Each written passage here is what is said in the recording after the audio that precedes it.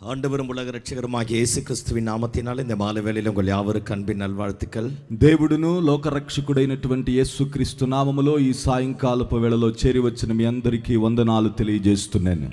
நம்மை படைத்த தெய்வம் நமக்கு ஜீவனையும் சுகத்தையும் பலனையும் தந்து మనల్ని సృష్టించిన దేవుడు మనకి జీవాన్ని బలాన్ని అనుగ్రహించి நம்முடைய குற்றங்களுக்கு ஏற்ற தண்டனையை தராதபடி మన యొక్క అపరాధములకు తగిన శిక్షణ ఇవ్వకుండా தம்முடைய காருண்யத்தினால తన కరుణ చేత நம்மை தம்முடைய சமூகத்துல கர்த்தர் கொண்டு வந்திருக்கிறார். తన సన్నిధానానికి మనల్ని తీసుకొని వచ్చి நம்மை வாழ வைத்த தெய்வத்திற்கு మనల్ని జీవింప చేయుచున్న దేవునికి எல்லாரும் தலைக்கு மேலாக கரங்களை தட்டி நன்றி செலுத்துவோமா? అందరూ మన చేతులు తలకు పైగా ఎత్తి దేవునికి వందనాలు చెబుదామా? జీవனை கொடுத்தவர், జీవమునిచ్చినవాడు கரங்களை தட்டி గట్టిగా చప్పట్లు కొట్టి தலைக்கு மேல తలకు పైన చప్పట్లు కొట్టి ராஜாதி ராஜா, రాజాతి రాజు, கர்த்தாதி கர்த்தர், ప్రభువుల ప్రభువు, மரணத்தை ஜெயித்தவர், మరణమును జయించిన சகல அதிகாரமும் உடையவர், సకల అధికారము గలవాడు, நேற்றும் இன்றும் என்றும் மாறாதவர், ఆయన నిన్న నేడు నిరంతరము ఎన్నటికీ మారనివాడు, அவர் இருக்கிறவராகவே இருக்கிறவர், ఆయన ఉన్నవాడు ఉన్నట్టుగానే ఉన్నాడు. பிரஸ்தாபப்படுத்துகிற எந்த ஸ்தானத்திலேயும் ఆయన నామమును ప్రకటన చేయు ప్రతి స్థానములో அவர் வந்து நம்மை ஆசీర్వదిக்க கூடியவராய் இருக்கிறார். ఆయన వచ్చి మనల్ని ఆశీర్వదించుటకు సంసిద్ధుడై ఉన్నాడు. உயிர்த்தெழுந்த வல்லமையோடு நம்முடைய మధ్యలో வந்திருக்கிறார். పునరుద్ధానపు శక్తితో మన యొద్దకు వచ్చాడు. அவருக்கு ஈடு இணை அவர் మాత్రమే. కాబట్టి ఆయనకి సమము ఆయన మాత్రమే. இன்னும் ஒரு విషయాய் தலைக்கு மேல கரங்களை தட்டி அந்த ராஜாதி రాజాவுக்கு ఇంకొకసారి మనమందరం రెండు చేతులు తలకు పైగా ఎత్తి గట్టిగా చప్పట్లు కొడుతూ ప్రభువుని మహింపరుద్దాం. మన రాజాది రాజైన ప్రభువుని మహింపరుద్దాం. ஆமென், ஆமென். கர்த்தர் உங்களை ஆசீர்வதிப்பாராக. దేవుడు మిమ్మల్ని ఆశీర్వదించును గాక.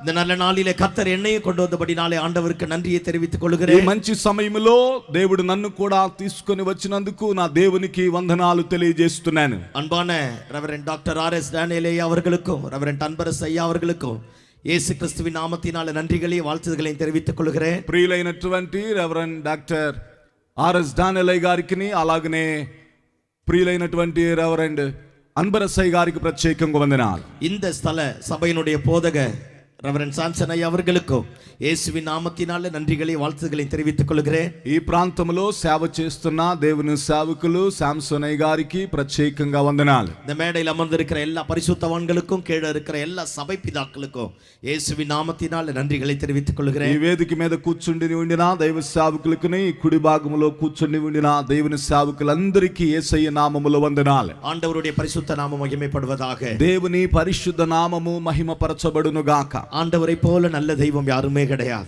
దేవుని లాంటి మంచి దేవుడు ఎవరును లేడు. அவரை ஒருவரால் அன்றி ரட்சிப்பு இந்த உலகத்திற்கு கிடையாது. కాబట్టి ఆయన ద్వారానే ఈ లోకమంతటికి రక్షణ. மேலே வானத்திலும் கீழே பூமியிலும் பூமியின் கீழ் தண்ணீரிலும் அவருடைய நாமம் அல்லாமல் ரட்சிக்கப்படுவதற்கு வேறொரு நாமம் கொடுக்கப்படவில்லை. పైన ఆకాశమందైనను భూమి అందైనను భూమి కింద జలములలోనైనను యేసు నామము ద్వారానే మనందరికీ రక్షణ. அப்பேற்பட்ட சர்வ வல்லமையுள்ள நாமம் நமக்கு அடைக்கலமாய் இருக்கிறது. అలాంటి సర్వశక్తివంతమైన నామము మనకి ఆధారమయ్యున్నది. அந்த நாமம் தான் நம்முடைய வாழ்க்கையின் பாதுகாப்பாய் இருக்கிறது. ఆ నామమే మన యొక్క జీవితానికి భద్రతను కలిగించేదిగా ఉన్నది. அந்த நாமத்திற்குரிய சர்வலோகத்தின் ரட்சகர் நம்முடைய மத்தியிலே வந்திருக்கிறார். ఆ నామానికి చెందిన సర్వలోక రక్షకుడు మన యొద్దకు వచ్చాడు. 2000 ஆண்டுகளுக்கு முன்பதாக 2000 సంవత్సరాలకు ముందు గలిలయ கடற்கரை ஓரமாய் சுற்றித் திரிந்த గలిలయ సముద్ర తీర ప్రాంతమందంతటా సంచరించిన వల్లమైகளை வெளிப்படுத்தின తన శక్తిని వెల్లడి చేసిన అదే యేసు இந்த மைதானம் முழுக்க நிரம்பி வந்திருக்கிறார். ఈ మైదానమందంతటా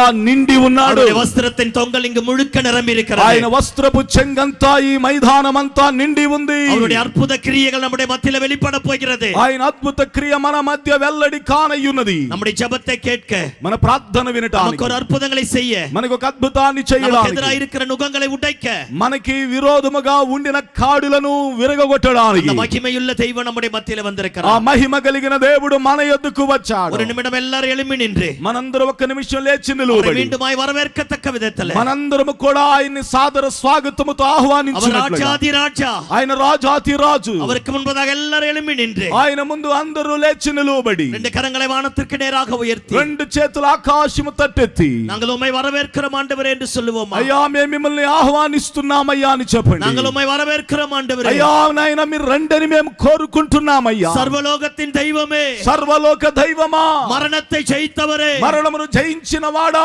நாமத்தை பிரஸ்தாபப்படுத்துகிற எந்த ஸ்தலங்களிலும் இறங்கி வரக்கூடியவரே, మీ నామమును ప్రకటించు ప్రతి స్థలమందుకు దిగి వచ్చేవాడా, உம்முடைய பரிசுத்த பாதத்துல வந்திருக்கிறோம். నీ పరిశుద్ధ పాదాల యొద్దకు వచ్చా. Send your mighty presence in our midst, O God. అయ్యా మీ యొక్క పరిశుద్ధమైన సన్నిధిని మా మధ్యకు పంపండి. Lord, we need your presence, O God. అయ్యా మీ సన్నిధి మాకు కావాలి. Without your presence we can't do anything, Lord. కాబట్టి మీ సన్నిధి ప్రభావం లేకుండా మేమేమీ పొందుకొనలేము. Send your mighty presence in our midst, O God. అయ్యా మా మధ్యకు మీ ప్రసన్నతను పంపండి. Be with us, O God. అయ్యా మీరు మాతో ఉండండి. Speak to us, O God. మాతో మీరు మాట్లాడండి అయ్యా. பேசுவீராக. మీరు మాతో మాట్లాడుదురుగా. நாம மாத்திரம் உயர்த்தப்படுவதாக. మీ నామం మాత్రమే హెచ్చింపబడునుగా. எல்லா கனமும் மகிமையும் துதியும் புகழும் సమస్త స్తుతి ఘన మహిమయు உம்முடைய பரிசுத்த பாதத்துல படைக்கிறோம். మీ పరిశుద్ధ పాదముల యొద్ద పెడుతున్నాం. நீர் எழுந்தருளுவீராக. మీరు లేచుదురుగా. உம்முடைய சத்துருக்கள் சிதறடிக்கப்படுவார்களாக. అయ్యా మీ శత్రువులు చెదరగొట్టబడుదురుగా. మీరు లేచుదురుగా. ஜாதிகள் தங்களை ஜாதிகள் என்று அறியும்படி செய்வீராக. జనములు తమ యొక్క దేవుడు నిజమైన వాడని నమ్ముదురుగా. మీరు లేచుదురుగా. పాతాళத்தின் వల్లமைகள் అరుపుండి పోవதாக. పాతాళ లోక ద్వారములు లేకుండా పోవునుగాక. మధ్యలో வந்திருக்கிற நம்முடைய காருண்யத்திற்காக நன்றி ராஜா. మీరు మా యొద్దకు కరుణతో వచ్చినందుకు వందనాలయ్యా. எங்களோடு இடைப்படுவீராக. మీరు మాకు కనబడండి. முடிவு பரியந்தம் உம்முடைய கிருபை இருப்பதாக. ముగింపు వరకు మీ కృప మాకు తోడైయుండునుగాక. கர்த்தர் அப்படியே எங்கள் மத்தியில் அசைவாடுகிறதற்காக நன்றி. దేవా మీరు మా మధ్య అలాగునే సంచరించబోతున్నందుకు వందనాలు. புத்தி கெட்டாத అద్భుతங்களை கர்த்தர் நடப்பிக்க போகிறதற்காக நன்றி. అయ్యా మా బుద్ధికి మా తలంపులకు మించిన రీతిలో మీరు మాట్లాడబోతున్నందుకు వందనాలు. ఉండాగ పోகிறதற்காக நன்றி. గొప్ప విడుదల ఉండబోతున్నందుకు వందనాలు. எல்லா மகிமையும் உமக்கு தருகிறோம். సమస్త మహిమ మీకే చెల్లిస్తున్నాం. యేసువిன் నామத்தில் ஜெபம் கேளும் நல்ல பிதாவே. యేసు నామములో మా ప్రార్థన ఆలకించమని వేడుకొనుచున్నాము తండ్రి. ఆమేన్. ఆమేన్. எல்லா கரங்களை தட்டி ஆண்டவருக்கு நன்றி செலுத்துவோம். అందరము చప్పట్లు కొట్టి దేవునికి వందనాలు చెల్లిద్దామా?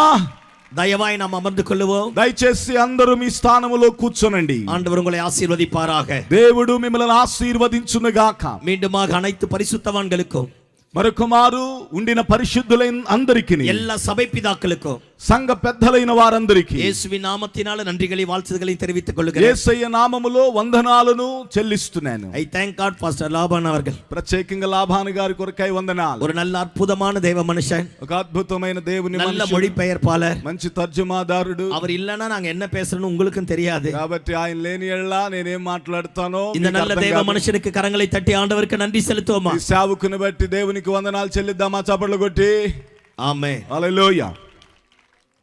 వేదాగమத்திலிருந்து ஒரு பகுதிக்கு நேரா நான் கடந்து போவோம். వేద వాక్యములో ఒక వాక్య భాగాన్ని మనం చదువుకుందాం. మార్కు எழுதின సువిశేషத்தின் పుస్తకం, మార్కు రాసిన సువార్త పుస్తకం, మార్కు எழுதின సువిశేషத்தின் పుస్తకం, మార్కు సువార్త 6వ అధ్యాయం 6వ అధ్యాయం 54, 55, 56. 54వ వచనం, 55వ వచనం, 56వ వచనం అందరం కలిసి చదువుకుందాం.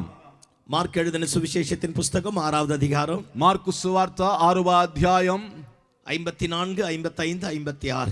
54 నుండి 56 వరకు, అనగా చివరి వచనం వరకు. వారు దోణి దిగగానే జనులు ఆయనను గుర్తుపట్టిరి. ఆ ప్రదేశమందంతటా పరిగెత్తుకొని పోయి ఆయన ఉన్నాడని వినిన చోటకు రోగులను మంచముల మీద మోసుకొని వచ్చుట మొదలుపెట్టిరి. గ్రామములలోనూ పట్టణముల్లోనూ పల్లెటూరుల్లోనూ ఆయన ఎక్కడ ప్రవేశించెనో అక్కడ జనులు రోగులను సొంత వీధులు ఉంచి వారిని ఆయన వస్త్రపు చెంగు మాత్రం ముట్టనిమ్మని ఆయన్ను వేడుకొనుచుండిరి. ఆయన ముట్టిన వారందరూ స్వస్థత నొందిరి. ఆమేన్. ఆమేన్. இந்த வேத பகுதி இப்படியாக சொல்லுகிறது. ఈ వేద వాక్యం ఇలా చెప్తా ఉంది. యేసు పడగలిருந்து ఇరంగిన ఉடனே, యేసయ్య పడవ నుండి దిగిన వెంటనే திரளான ஜனங்கள் ஆண்டவரை தேடி வர ஆரம்பித்தார்களாம். విస్తారమైన ప్రజలు దేవుణ్ణి వెదికి వచ్చారట. அன்றைய நாட்களிலே காரிருள் தேசத்தை மூடி இருந்தது. ఆ దినాలలో కట్టిక చీకటి దేశాన్ని కమ్మింది. மதவாதிகளுடைய கூட்டங்கள் தேசத்தை அப்படியே தாறுமாறாக நடத்தி கொண்டிருக்க ஆரம்பித்தது. మత బోధకుల యొక్క ప్రియులారా ఉద్దేశాల ప్రాంతమందంతటా వ్యాపించాయి. தெய்வத்தை காணக்கூடாதபடி அந்தகாரம் மூடி இருந்தது. దేవునిని చూడనివ్వకుండా అంధకారముతో కప్పబడింది. 400 வருஷங்கள் 400 సంవత్సరాలు தேவனுடைய வார்த்தை இல்லையா? దేవుని మాట వినబడలేదు. யோவான் ஸ்நானகன் வர ఆరంభిத்தார். బాప్తిసం ఇచ్చు యోహోను వచ్చాడు. యేసుவை அறிமுகப்படுத்த ఆరంభిத்தார். యేసయ్యని గురించి పరిచయం చేయడం మొదలుపెట్టాడు. యేసు వర ఆరంభిத்தார். ఆ తర్వాత యేసయ్య వచ్చాడు. 33.5 ఆండుகள் அவர் உயிரோடு இருந்தார். కాబట్టి ఆయన 33.5 సంవత్సరాలు సజీవుడై ఉన్నాడు. நன்மை செய்தவராக சுற்றி திரிந்தார். మేలు చేయువానిగా ఆయన సంచరించి తిరిగాడు. 3.5 ఆండుகள் தெய்வத்திற்காக ஊழியம் செய்ய ஆரம்பித்தார். 3.5 సంవత్సరాలు పరలోకపు తండ్రి కొరకు సేవ చేశాడు. எங்கெல்லாம் ஆர்ப்பரிப்பின் சத்தம் இருக்கிறதோ, ఎక్కడైతే గంభీరమైన శబ్దం ఉన్నదో அங்கெல்லாம் இயேசு இருக்க ஆரம்பித்தார். అక్కడల్లా కూడా యేసయ్య ఉండినట్లుగా ప్రజలు ఆ దినాలలో గుర్తించారు. எங்கெல்லாம் சந்தோஷம் இருந்ததோ, ఎక్కడైతే సంతోషం ఉన్నదో அங்கே இயேசு இருக்க ஆரம்பித்தார். అక్కడ యేసయ్య ఉన్నాడు. எங்கு திரளான ஜனங்கள் கூடினார்களோ, ఎక్కడ విస్తారమైన ప్రజలు కూడి ఉన్నారు, அங்கெல்லாம் இயேசு இருக்க ஆரம்பித்தார். అక్కడంతా యేసయ్య ఉండటం చూశారు. அவர் பேசினால் அற்புதம், ఆయన మాట్లాడితే அவர் అద్భుతం, பார்த்தால் அற்புதம், ఆయన చూస్తే అద్భుతం, அவர் தொட்டால் அற்புதம், ఆయన ముడితే అద్భుతం, அவருடைய வாயிலிருந்து புறப்பட்ட எச்சலினாலே அற்புதம், ఆయన నోటి నుండి బయలుదేరిన ఉమ్మి వలన అద్భుతం, அவருடைய விரல்களிலிருந்து அற்புதம் புறப்பட்டது, ఆయన వ్రేలు నుండి అద్భుతం அவருடைய బయలుదేరింది, வஸ்திரத்திலிருந்து அற்புதம் புறப்பட ఆయన ஆரம்பித்தது. వస్త్రము నుండి అద్భుతాలు బయలుదేరాయి. அவர் எங்கு சென்றாலும் அற்புதம், ఆయన ఎక్కడికి వెళ్ళినను எதை అద్భుతం, செய்தாலும் அற்புதம், ఏది చేసినను அவர் అద్భుతం, அப்பத்தை எடுத்து பிட்டால் அற்புதம், ఆయన అప్పమును విరిచినను అద్భుతమే. கொந்தளிக்கிற கடலிலே எழும்பி நின்றால் அற்புதம், కాబట్టి సముద్రము పొంగుతూ ఉండగా లేచి నిలవబడితే అద్భుతం, செத்து போன மரண வீட்டிலே இயேசு போனால் அற்புதம், చనిపోయిన మరణపు ఇంటిలోనికి యేసయ్య వెళ్లితే అద్భుతం, பலவீனமான மனிதர்கள் இருக்கிற இடத்துல இயேசு போனால் அற்புதம், బలహీనమైన మనుష్యుల మధ్య యేసయ్య ఉంటే అద్భుతం. அவர் தேவகுமாரன், ఆయన దేవుని కుమారుడు, பரிசுத்தமுள்ள ரட்சகர், పరిశుద్ధత కలిగిన రక్షకుడు, சர்வலோகத்தின் ஆண்டவர், సర్వలోక దేవుడు. அவர் எங்கு இருந்தாலும், ఆయన ఎక్కడ ఉన్నను, அவர் நடந்த எல்லா இடங்களிலும் அற்புதம் நடக்க ఆయన ஆரம்பித்தது. నడిచిన మార్గమందంతటా అద్భుతాలమయమైంది. இருளில் இருக்கிற ஜனங்கள் பெரிய வெளிச்சத்தை காண చీకటిలో ஆரம்பித்தார்கள். నడుచుచున్న ప్రజలు గొప్ప వెలుగును చూచారు. தேசத்தை மூடி இருக்கிற அந்தகாரம் விலக ஆரம்பித்தது. దేశమును కమ్మి ఉండిన అంధకారం తొలగిపోవటం ఆరంభమైంది. மதவாதிகளுடைய ஆளுகைகள் அடங்க ஆரம்பித்தது. మతవాదుల యొక్క బలం విరిగిపోవటం మొదలెట్టింది. திரளான ஜனங்கள் கிறிஸ்துவை காண ஆரம்பித்தார்கள். విస్తారమైన ప్రజలు క్రీస్తుని వెంబడించడం చూడటం మొదలెట్టినారు. எல்லா இடங்களிலேயும் இயேசுவை குறித்ததான பேச்சு. ప్రతి స్థలమందంతటా యేసయ్యను గుర్చిన మాటలే. அதே இயேசு கலிலேயா கடலிலே படகை விட்டு இறங்கின உடனே, అదే యేసయ్య గలిలయ సముద్ర తీర ప్రాంతములో పడవ దిగిన వెంటనే திரளான ஜனங்கள் ஆண்டவரை தேடி வர ஆரம்பித்தார்கள். విస్తారమైన ప్రజలు యేసయ్యను వెంబడించడం మొదలెట్టినారు. சகல விதமான வியாதிஸ்தர்களையும் கொண்டு வர ஆரம்பித்தார்கள். సకల విధములైన వ్యాధిగ్రస్తులను ఆయన ఎదుకు తీసుకొని వచ్చారు. இப்படியாக இயேசுவின் இடத்துல கேட்டுக்கொண்டார்களா? ఈలాగు యేసయ్య దగ్గర అడుగుతున్నారట, ஐயரே, అయ్యా நாங்கள் எப்படியாகிலும் உம்மை தொட வேண்டும், మేము ఎలాగైనా మిమ్మల్ని ముట్టితే చాలు, உம்மிடத்திலிருந்து ஒரு அற்புதம் எங்களுக்கு வேண்டும், మీ యొద్ద నుండి మాకు ఒక అద్భుతం కావాలి, சூம்பி போன எங்களுடைய வாழ்க்கை ஸ்திரப்பட வேண்டும், మా ఎండిపోయిన జీవితము స్థిరపడాలి, அடிமைப்பட்ட வாழ்க்கை ஆளுகைக்கு நேராக வர வேண்டும், బానిస బ్రతుకుగా ఉండినటువంటి మా జీవితాలు మంచి పరిపాలన కిందకు రావాలి, பலவீனமான வாழ்க்கை பலனாய் மாற வேண்டும், బలహీనమైన జీవితం బలముగా మారాలి, சாபத்திலையும் அக்கிரமத்தில் இருக்கிற எங்களுடைய வாழ்க்கைக்கு ஒரு விமோச்சனம் வேண்டும், శాపములోను అక్రమములో ఉండిన మా జీవితానికి ఒక విమోచన కావాలి, நாங்கள் எப்படியாகிலும் உம்மை தொட வேண்டும், మేము ఎలాగైనా మిమ్మల్ని తాకాలయ్యా, we need something from you, అయ్యా మీ యొద్ద నుండి మాకు ఏదో ఒకటి కావాలి, வல்லமை எங்களுக்கு வேண்டும். అయ్యా మీ శక్తి మాకు కావాలి. திரளான ஜனங்கள் வர ஆரம்பித்தார்கள். విస్తారమైన ప్రజలు రావడం ఆరంభించినారు. அவரை தொட்டவர்கள் எல்லாரும் அற்புதத்தை பெற்றுக்கொள்ள ఆయన ஆரம்பித்தார்கள். ముట్టిన వారందరూ అద్భుతాన్ని పొందుకున్నారండి. அவர் பிரவேசித்த கிராமங்கள், ఆయన ప్రవేశించిన గ్రామాలు, அவர் பிரவேசித்த பட்டணங்கள், ఆయన ప్రవేశించిన పట్టణాలు, அவர் பிரவேசித்த மார்க்கெட் சந்தைவெளிகள், ఆయన ప్రవేశించినటువంటి మార్కెట్ వీధులు, எங்கெங்கெல்லாம் திரளான ஜனங்கள் இருந்தார்களோ, ఎక్కడెక్కడైతే విస్తారమైన ప్రజలు ఉన్నారో, யார் யாரெல்லாம் இயேசுவை தொட வேண்டும் என்று ஆசைப்பட்டார்களோ, ఎవరెవరైతే యేసయ్యను ముట్టాలని ఆశపడ్డారో, இருதயம் நொறுங்குண்டு உடைந்து போய் யார் யாரெல்லாம் தெய்வத்தினிடத்துல வந்தார்களோ, హృదయము పగిలిన స్థితిలో ఎవరెవరైతే దేవుణ్ణి వెతికి వచ్చారో, அத்தனை பேருக்கு இயேசு அற்புதத்தை செய்ய ஆரம்பித்தார். అట్టి వారందరికీ యేసయ్య అద్భుతం చేయటం మొదలెట్టినాడు. வேதவசனம் இப்படியாக சொல்லுகிறது, ఈ వేద వాక్యం ఇలాగు చెప్తా ఉంది, அவரை தொட்ட அனைவரும் சொஸ்தமானார்களா, ఆయనను ముట్టిన వారందరూ స్వస్థత నొందిరి, அவரை பார்த்த முகங்கள் எல்லாம் பிரகாசமடைய ஆரம்பித்தது, ఆయన చూచిన ముఖాలన్నీ ప్రకాశించాయి, அவருடைய வார்த்தை பிரவேசித்த எல்லா இடங்களும் சிருஷ்டிக்கப்பட ஆரம்பித்தது, ఆయన వాక్కు వాక్కు ఎక్కడెక్కడైతే విడుదల చేయబడిందో ప్రకాశించిందో అక్కడ నూతనమైన సృష్టి ఆరంభమైంది. அவரை யார் தொடுவதற்கு ஆயத்தமாயிருந்தாலோ, ఆయన్ని ఎవరు ముట్టడానికి సిద్ధపడినను, அவர் தம்முடைய வல்லமையை விளங்கப்படுவதற்கு ஆயத்தமாயிருக்கிறார். ఆయన తన శక్తిని కనపరచడానికి ఆయన సంసిద్ధుడై ఉన్నాడు. இருதயம் நொறுங்குண்டவர்களா, హృదయము బద్దలైన వారిగా, வாழ்க்கை కసందు పోనవర్களா, జీవితము చేదైన పరిస్థితిలో ఉండిన వారు, నిశ్చయమற்ற ఎదుర్కాలం ఉடையவர்களా, నిశ్చయమైనటువంటి నిరీక్షణ లేని వారిగా, నిలమల இருந்தாலும், ఏ స్థితిలో ఉండినను, நான் எவ்வளவு பெரிய பாவியாக இருந்தாலும், మనం ఎంత గొప్ప పాపిగా ఉండినను, ఎంత అక్రమத்தை செய்திருந்தாலும், ఎంత గొప్ప అక్రమాన్ని చేసినను, எவ்வளவு துரோகியாய் மாறி போயிருந்தாலும், ఎంత ద్రోహంగా మారిపోయినను, என் மனம் நொறுங்குண்டு మన హృదయము లోబడి ஆண்டவனிடத்தில் வந்து మన దేవుని యొద్దకు వచ్చి நான் உம்மை பார்க்க வேண்டும் என்று சொல்வேன். ஆனால் నేను నిన్ను చూడాలని చెబితే గనుక அவருடைய అద్భుత వల్లமை என்னுடைய வாழ்க்கையை తలకడాయి మార్చారు. ఆయన అద్భుతమైన శక్తి మన జీవితాన్ని తలకిందులుగా మార్చిద్దండి. இன்னைக்கு நிறைய நேரத்துல கையில బైబిల్ வச்சிருக்கிறோம். ఈ రోజున అనేకమైన సమయాలలో అధికంగా మన చేతిలో బైబిల్ ఉంచుకుంటాం.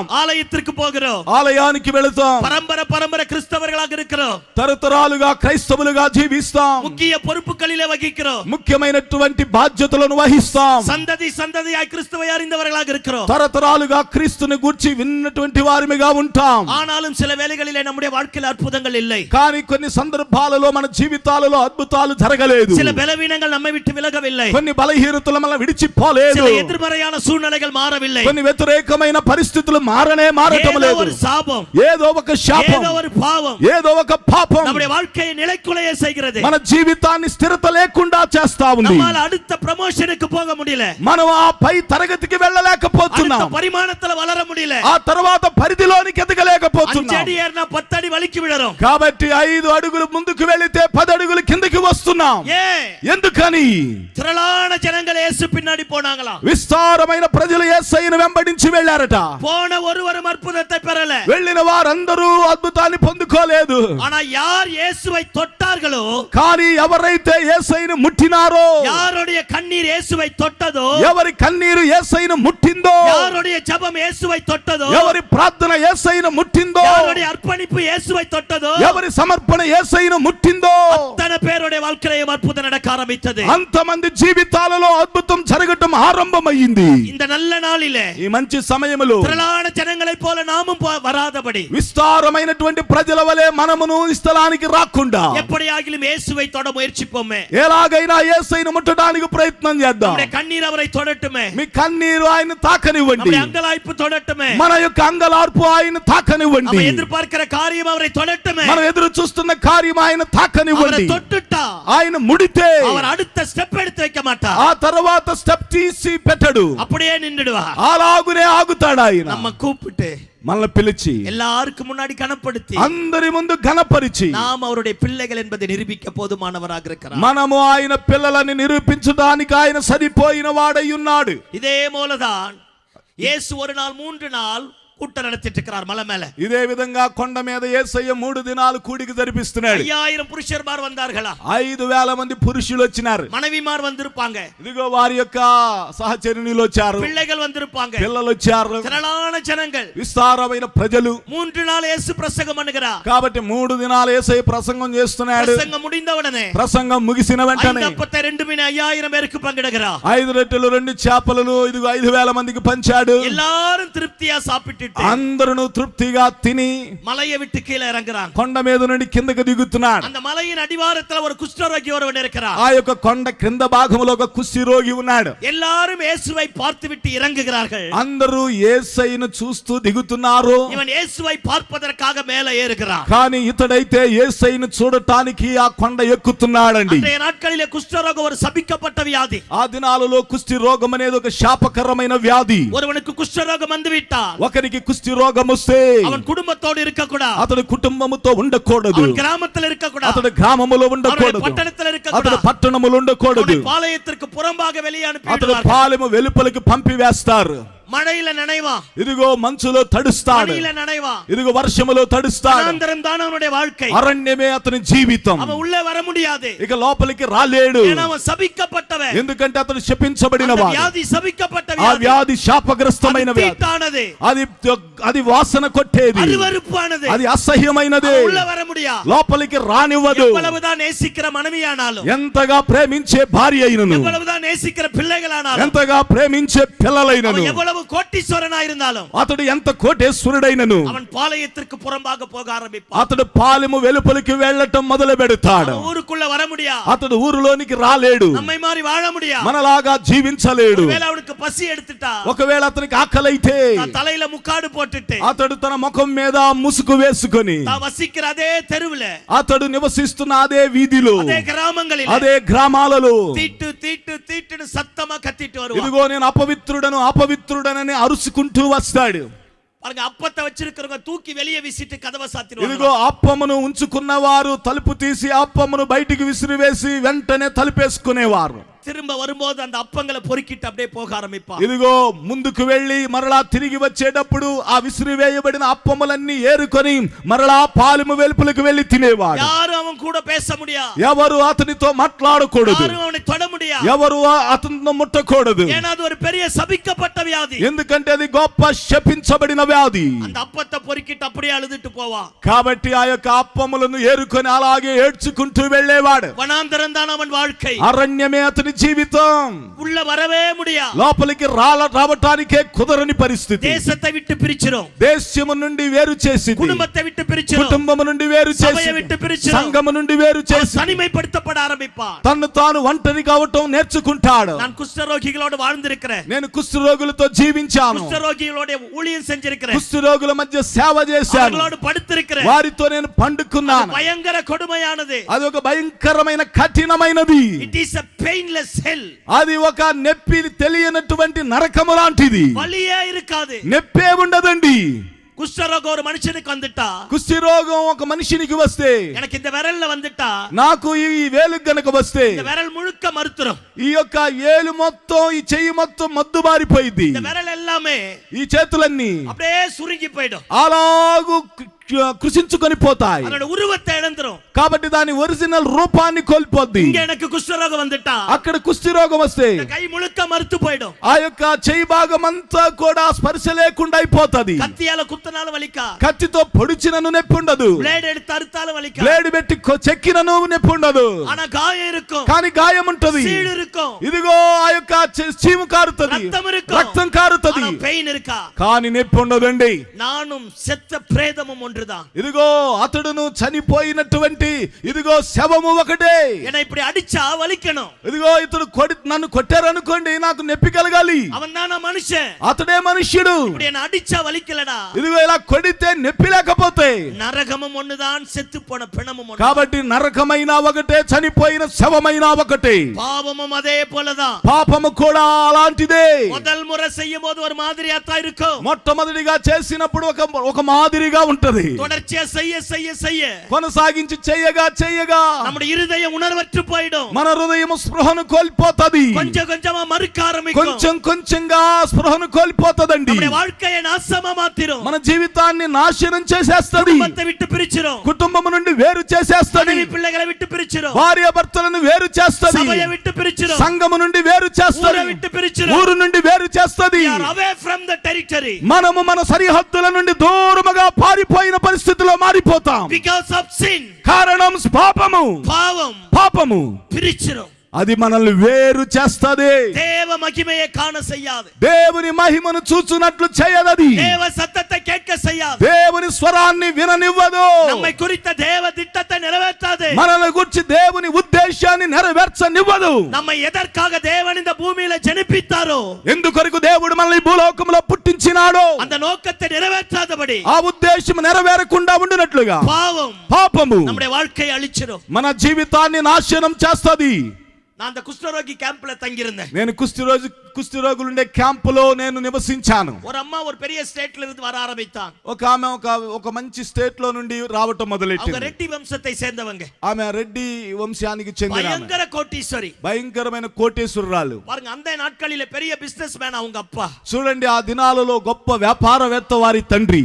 బాంబేలో இருந்து ஒரு బిజినెస్ మ్యాన్ அவங்க అప్పాவை சந்திப்பதற்காக வருவாரா. బాంబే నుండి ఒక తన తండ్రి తను కలుసుకోవడానికి వచ్చేవాడట. அந்த బిజినెస్ మ్యాన్ విచారిపదற்காக ఇవంగల தான் அவங்க அப்பா అపాయింట్మెంట్ பண்ணிருக்கார். కాబట్టి ఆ బిజినెస్ మ్యాన్ ని కలుసుకోవటం కోసం ఈ అమ్మాయిని ప్రియులారా అపాయింట్ చేశారట. వర அந்த బిజినెస్ మ్యాన్ ఎప్పుడెல்லாம் அந்த ஊருக்கு வருகிறாரో రాగా ప్రియులారా ఎప్పుడైతే ఆ వ్యాపారవేత్త ఆ యొక్క గ్రామానికి వస్తాడు అప్పుడెல்லாம் இந்த అమ్మ தான் அவரை விசாரிக்க ஆரம்பிச்சிருக்கு. ఈమె ఆయనకి కావలసినటువంటి పరామర్శలన్నీ చూసుకునేదట. నాட்கள் போக కాలము గడవగా ఇవர்களுக்குள்ளாக తవరాన పழக்கம் ఏర్పడ ఆరంభించారు. వీరిలో ఒక తప్పైనటువంటి రిలేషన్ ఏర్పడింది. அந்த అమ్మాவுக்கு ஏற்கனவே కళ్యాణం ఆయిடுச்சு. ఈ అమ్మాయికి ముందుగానే వివాహం అయ్యింది. 6 మాసం కుழந்தை இருக்கு. 6 సంవత్సరాల బిడ్డ ఉంది. అన్న తవరాన పழக்கம் వర కానీ తప్పైనటువంటి అలవాటులో వీరిరువురు చేరిన తోడనే ஒரு நாள் அந்த బిజినెస్ మ్యాన్ அந்த సహోదరిயை பார்த்து இப்படி சொன்னானா. ఆ వ్యాపారవేత్త సహోదరిని చూసి ఇలా అన్నాడట, நீ என் கூட బాంబేకి வந்துரு. నువ్వు నాతో కూడా బాంబేకి రా. நான் உன்னை ராஜாத்தி மாதிரி வச்சு பாத்துக்கிறேன். నేను నిన్ను రాణిలాగా చూసుకుంటాను. உனக்கு வேண்டியது எல்லாத்தையும் செய்யறேன். నీకు కావలసినవన్నీ నేను చూసుకుంటాను. வாலிப వయస్సు,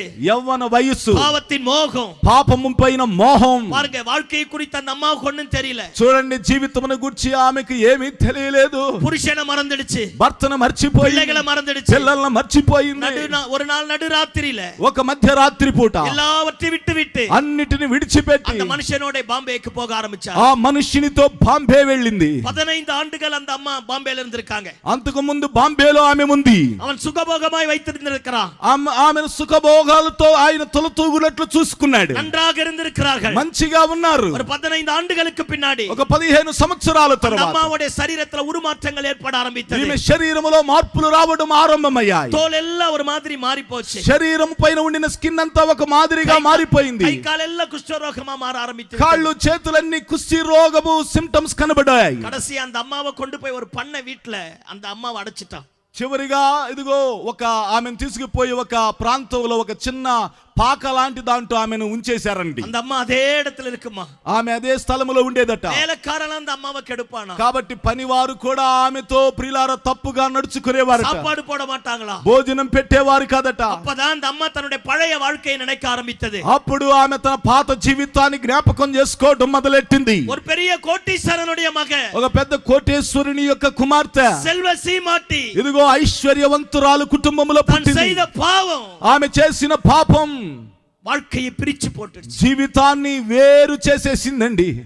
பாருங்க அந்த அம்மாவுக்கு என்ன செய்யறதுன்னு தெரியல. ఆమెకేం చేయాలో తెలియలేదు. யார்கிட்ட போக, ఎవరి దగ్గరికి వెళ్ళాలి, யார்கிட்ட என்னத்தை பேச, ఎవరి దగ్గర ఏం మాట్లాడాలి. வரவெல்லாம் తప్పు பண்ண ఆరంభించిருக்கா. ఇదిగో వచ్చిన వాళ్ళందరూ ఆమెతో తప్పు చేయటం మొదలెట్టారు. அந்த అమ్మ బలవీనం, ముందుగానే ఆమె బలహీనురాలు. என்ன செய்யறதுనే தெரியல. ఏమి చేయాలో అర్థం కాని ஒரு పరిస్థితి. நாள் அந்த బిజినెస్ మ్యాన్ அந்த பண்ணை வீட்டுக்கு வர ఆరంభించారు. ఒక రోజు ఆ బిజినెస్ మ్యాన్ ఆ యొక్క పాకతో ఉండినటువంటి ఆ ఇంటిలోనికి వచ్చాడట. அந்த అమ్మ పోయి அவருடைய கால்ல விழுந்து சத்தம் போட்டு அழுதுருக்கு. ఆమె పోయి ఆయన కాళ్ళ మీద పడి బిగ్గరగా ఏడ్చింది. உன்னை நம்பிதான் வந்தேன், నిన్ను నమ్మి గాని వచ్చాను, எல்லாவற்றையும் விட்டுட்டு வந்தேன், అన్నిటిని విడిచిపెట్టి వచ్చాను. இன்னைக்கு என் நிலைமை வேற மாதிரி மாறிடுச்சு. ఈ రోజు నా పరిస్థితి వేరే విధంగా మారిపోయింది. దయவு செஞ்சு என்னை விட்டுடாத, దయచేసి నన్ను విడిచిపెట్టొద్దు. மீண்டுமா உன்னோட கூட்டிட்டு போ, ఇంకా కొనసాగించి నీతో నన్ను తీసుకుని వెళ్ళు. இருக்கிற வேலைக்காரலாம் என்ன தப்பா பாக்குறான். ఇదిగో ఉన్నటువంటి పని వారందరూ నాతో తప్పుగా నడుచుకుంటున్నారు, నన్ను కొడుతున్నారు. ஒருவேளை சாப்பாட்டுக்கு ரொம்ப கஷ்டப்படுறேன், నేను ఒక పూట భోజనం కొరకు చాలా కష్టపడుతున్నాను. ప్లీజ్ என்னை விட்டுடாத, దయచేసి నన్ను విడిచిపెట్టొద్దు, என்னை கூட்டிட்டு போயிடு. నన్ను తీసుకొని పో. அந்த అమ్మ అழுக ఆరంభిத்த உடனே ఆ తల్లి ఏడవటం మొదలెట్టగానే அந்த అమ్మాவை பார்த்து சொன்னா, நான் రెడీ ఆగును. ఇదిగో అతడు అన్నాడట, నువ్వు రెడీ అవ్వన్నాడట. நான் என் வீட்டுக்கு கூட்டிட்டு போயிடுறேன். నేను నా ఇంటికి తీసుకుని వెళ్తాను. నైట్ ஒரு ஹோட்டல்ல போய் சாப்பிட்டு இருக்காங்க. రాత్రి పూట ఒక హోటల్కి వెళ్ళి భోంచేశారు. சாப்பிட்டு முடிச்சிட்டு కార్ல ఏరి உட்கார்ந்தோனே அந்த అమ్మ మయకమాయిட்டு இருக்கு. తిని ముగించిన తర్వాత ఆమెకు ఒక మైకం వచ్చేసిందండి. కన్ను తెరందు பார்த்தா, కళ్ళు తెరిచి చూస్తే నడు రోడ్ల, నడి రోడ్లో, బాంబేకు తమిళనాడుకు ఎడపట్ట ఎడతల, బాంబేకి తమిళనాడుకి ప్రియులారా సంబంధం లేని ఒక చోట, గోవాకు బెంగళూరుకు నడువుల, గోవాకు బెంగళూరుకి మధ్యలో அந்த ஹைவேல அந்த அம்மாவை இறக்கி விட்டுட்டு அவன் போயிட்டு ఆ హైవేలో ఆమెను విడిచిపెట్టి వెళ్ళిపోయాడు. அந்த అమ్మాவுக்கு என்ன செய்யறதுனே தெரியல. ఆమెకేం చేయాలో అర్థం కాలేదు. నడురాత్రి మధ్యరాత్రి అనాథయా తెరువులో నిక్కుదే, అనాదిగా వీధిలో నిలవబడింది. எங்க போறதுன்னு தெரியல, ఎక్కడికి వెళ్ళాలో తెలియలేదు.